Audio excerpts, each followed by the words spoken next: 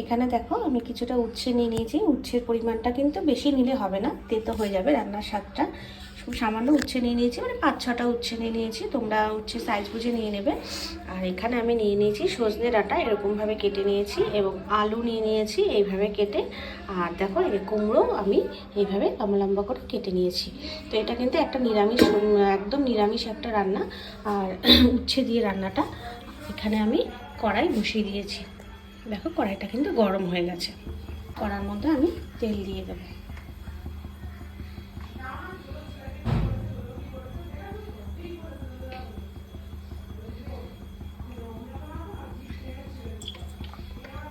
দেখো কড়াইতে তেল দিয়ে দিয়েছি। রান্নাটা আমি সর্ষের তেলে করছি, তোমরা চাইলে রিফাইন অয়েলেও করতে পারো, কোনো অসুবিধে নেই। আমি এখানে সর্ষের তেল ছিল, সর্ষের তেলে করলাম। সর্ষের তেলে করলেও ভালোই লাগবে খেতে। প্রথমে আমি উচ্ছেগুলোকে খুব সুন্দরভাবে একদম আলাদাভাবে ভেজে নেব, কারণ উচ্ছে কিন্তু আলাদা করে ভেজে নিতে হবে।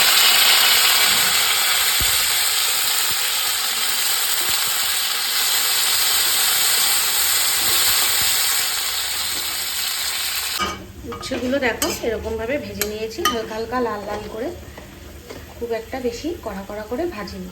এবার আমি এরপর থেকে একটু লবণ দিয়ে দিলাম।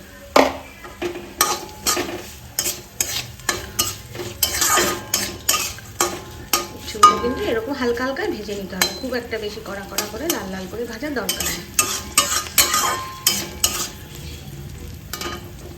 উচ্ছেগুলো আমি তুলে নিয়েছি এরকমভাবে ভেজে। এবার এই ভাজা তেলের মধ্যে যতটুকু তেল আছে আবারও একটু আমি এর সাথে তেল আমি দিয়ে দেবো কড়ার মধ্যে।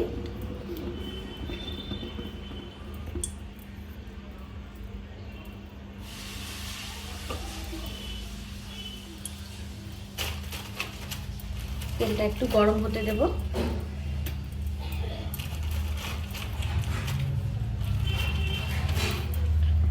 তেলটা গরম হয়ে গেছে, এবার আমি এর মধ্যে দিয়ে দেবো কিছুটা বড়ি।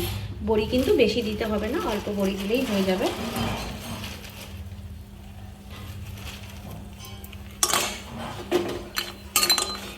বড়িগুলোকে আমি লাল লাল করে ভেজে নেব।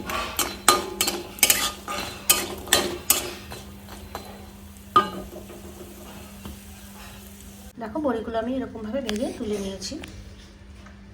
এবার কড়াইতে আমি আবারও একটু তেল দিয়ে দেবো। খুব অল্প তেলেই রান্না, খুব একটা বেশি তেল দিতে হয় না। তেলটা গরম হয়ে গেছে, এবার আমি কালো জিরে আর শুকনো লঙ্কা এর মধ্যে দিয়ে দেবো।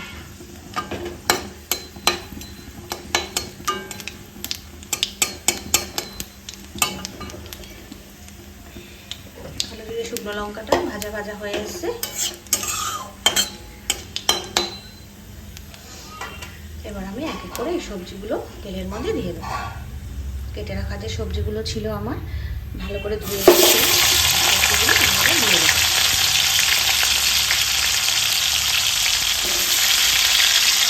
আমি কেটে রাখা সেই সবজিগুলো দিয়ে দিয়েছি এর মধ্যে, দিয়ে খুব ভালো করে তেলের মধ্যে নাড়াচাড়া করে নিয়েছি।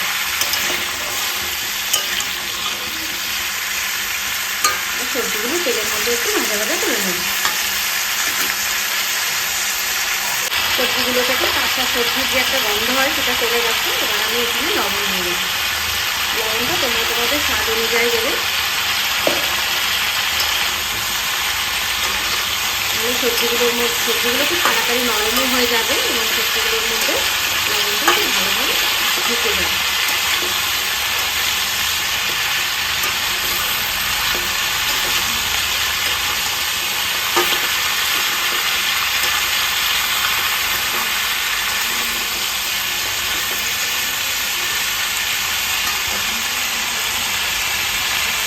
লবণ দিয়ে আমি খুব ভালোভাবে নাড়াচাড়া করে দিয়েছি। এবার আমি দিয়ে দেবো এখানে সেটা আদা কুচুনি।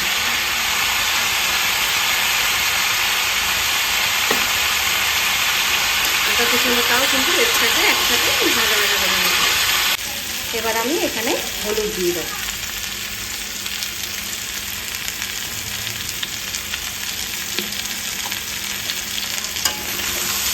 দেখো লবণ দেওয়ার সাথে সাথে কিন্তু সবজিগুলো একটু নরম নরম হয়ে এসেছে, বিশেষ করে কুমড়োটা।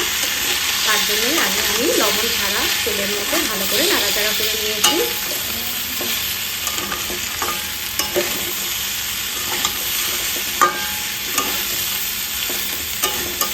হলুদ দিয়েও সামান্য কিছু সময় একটু নাড়াচাড়া করে নেব। উচ্ছেগুলো এবার আমি এখানে দিয়ে দিলাম। উচ্ছেগুলো দিয়ে বেশ কিছুক্ষণ একটু হালকা করে নাড়াচাড়া করে নিলাম, উচ্ছেগুলো যাতে মিশে যায়। উচ্ছেগুলো আগেই ভেজে নিয়েছিলাম, সে কারণে উচ্ছেগুলোর আর সেদ্ধ করার মতন দরকার নেই বা তেলে ভাজারও দরকার নেই। এখন কুমড়োগুলো কিন্তু দেখেছো কি সুন্দর হয়ে গলে গলে যাচ্ছে, সেই একদম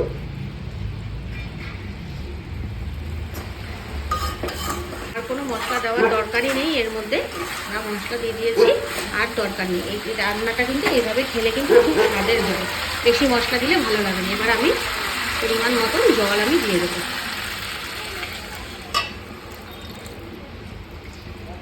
আলু আর সজনে ডাঁটাটা যাতে সেদ্ধ হয়ে যায়। দেখো তরকারিটা কিন্তু সেদ্ধ হয়ে গেছে খুব সুন্দরভাবে। আর এখানে আমি বড়িগুলো দিয়ে দেবো।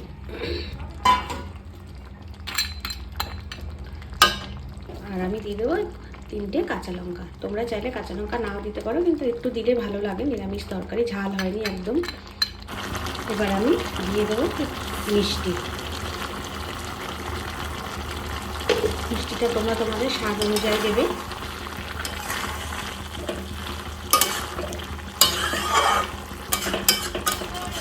মিষ্টি দেওয়া হয়ে গেছে, এবার আমি তরকারিটা নামিয়ে নেব।